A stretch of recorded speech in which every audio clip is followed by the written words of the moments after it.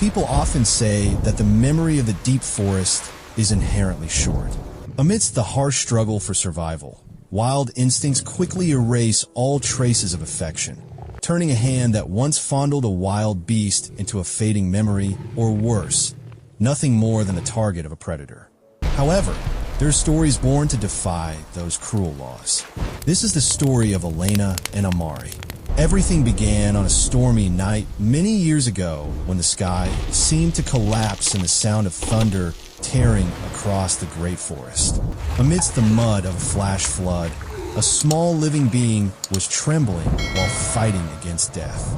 It was a lion cub, so tiny it could fit in two hands, left alone in the cold nature. At that moment, Elena appeared. She did not see a future wild beast. She only saw a soul crying out in despair. The choice to save the lion by Elena was not the decision of an expert, but a call from compassion. She brought him home, warmed him, and named him Amari, a name meaning strength. She did not know that from that moment, an invisible but strong bond was tied, overcoming all barriers between humans and nature. This is not just a journey of salvation, but a testament to a promise across time. It is for those who ever doubted whether sincere love could touch the wildest hearts. We begin this journey to see that there are feelings deeper than even the instinct for survival. The first days of Amari in the arms of Elena were not easy. That lion cub was so weak that even drinking milk from a bottle became a struggle for survival. Elena turned her house into an unofficial rescue station where sleepless nights became normal. She stayed awake all night to keep him warm, patiently bit by bit to instill into that small body the desire to live. In our culture, we always give favor to the weak who never give up, and Amari was the symbolic image of that spirit. Time passed, and Amari began to grow strong under the care of Elena. Initial fear was replaced by absolute trust. The lion cub of the past could now run and jump, and strangely, he followed Elena like a shadow that never left. Between them formed a miraculous emotional intersection. Can you imagine it? A creature that the world calls the Lord of the Forest found peace when resting its head on the legs of a woman, listening to her heartbeat as if it were the most soothing music in the world. The purrs of Amari vibrated the floor, creating a powerful connection and erasing prejudices about wild animals. However, true love is not possession but understanding. When Amari began to grow his first mane fibers, the symbol of majesty and power, Elena realized a painful truth. The paws of Amari were now larger than a human hand, and his eyes, though still looking at her with tenderness, sometimes looked far away toward the horizon. A cozy house or a small garden would never be enough for a king. Amari was born to belong to the vast sky of Africa, to run on the windy savannas, not to be imprisoned in the safety of humans. The pain of Elena was a type of unselfish love, a noble but extremely harsh value. She understood that she was raising Amari only to lose him forever one day. She taught him how to pounce on prey and how to react to the surrounding environment. Good job. Not so he could serve her, Really but got so it he could this stand time. firm on his own feet in the wild world. That was the preparation for a foretold separation. That fateful day finally arrived. Elena took Amari back to a large nature reserve in Africa.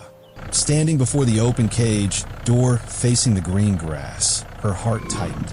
She touched his golden fur for the last time, breathing in the scent of her wild child one last time. Amari stepped out, hesitated for a moment, then dashed into the tall grass without looking back once. Elena returned to the noisy city life, but the memory of Amari lingered, larger than any car horn or the surrounding bustle. She had given him freedom, and in return, she carried a vast void in her soul.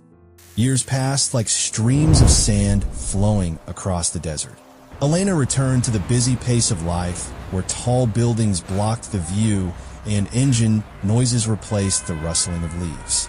But no matter how hard she tried, her mind was always haunted by unanswered questions. Did Amari survive the first winter? Did he find a pride to belong to, or was he fighting alone against other predators? Every time it rained, Elena remembered that first night, remembering the warmth of the small creature that once trembled in her arms. In the world of numbers and logic that we live in, the story of Elena was often seen as an excessive dream. When she shared her longing for Amari, she often received sympathetic shakes of the head or realistic advice that was cold. Friends, experts, and even strangers told her, "Do not hope anymore. He is a lion, a natural killer. His instinct is to hunt and protect territory. He forgot you the moment he stepped into the savannah. If you go back, he will not see a savior. He will only see an easy meal." Social doubt was like a heavy pressure on the shoulders of Elena. We often promote reason, and reason says a wild beast has no place for sentimentality. Yet, the heart has reasons that reason can never understand. Elena felt an irresistible urge, a call from the depths of her soul that she called the vulnerability of faith. She needed to know the truth, not to bring Amari back, but to see with her own eyes that the kindness she planted had truly blossomed. Finally, Elena decided to make a trip that everyone called crazy. She saved money and put aside work to fly half across the planet, returning to the land of sun and wind in Africa. That journey was long, from tiring flights to hours sitting on a jolting jeep through dusty red trails. Every mile closer to the reserve made her heart skip a beat. She inhaled the dry soil scent, listened to the cicadas, and felt the burning heat of the Savannah sun. She was afraid. She feared that the skeptics were right. She feared she would face cold, soulless eyes or the complete absence of Amari. But amidst all those fears, a thin spark of light still burned bright. The belief that true love never truly disappears. It only hides waiting for the day to be called by name. The jeep stopped beside a large acacia tree where shadows stretched across the parched ground. From afar, a majestic figure appeared. It was a huge male lion with a golden mane burning under the sun. On his body were the scars of survival battles, the marks of a king who had truly mastered his territory. This was Amari. But Amari now was no longer the small lion cub trembling in the rain. He was a powerful beast, a true lord of the savannah. Elena stepped out of the car. This action went against all safety rules and common human logic. The surrounding space suddenly became so quiet that one could hear the wind whistling through the dry grass. The lion stopped. He stood at a distance not too far from her, his sharp amber eyes staring at the small woman standing alone in his land. Amari began to sniff the air, his large nose twitching as if trying to find a piece of memory buried under the dust of 5 years. Time seemed to stop. The people with Elena held their breath, their hands gripping the side of the car, preparing for the worst situation. A wild lion, seeing an intruder, usually roars or attacks to protect its authority. However, a miracle happened. The cold gaze of Amari suddenly changed. His tensed body gradually relaxed. The image of the proud lord suddenly disappeared, replaced by the appearance of a child finding a relative. Amari began to rush toward Elena, but that was not the pounce of a predator. He rushed forward with an intense joy that could not be restrained. That giant beast leaped up, not to tear, but to hug Elena.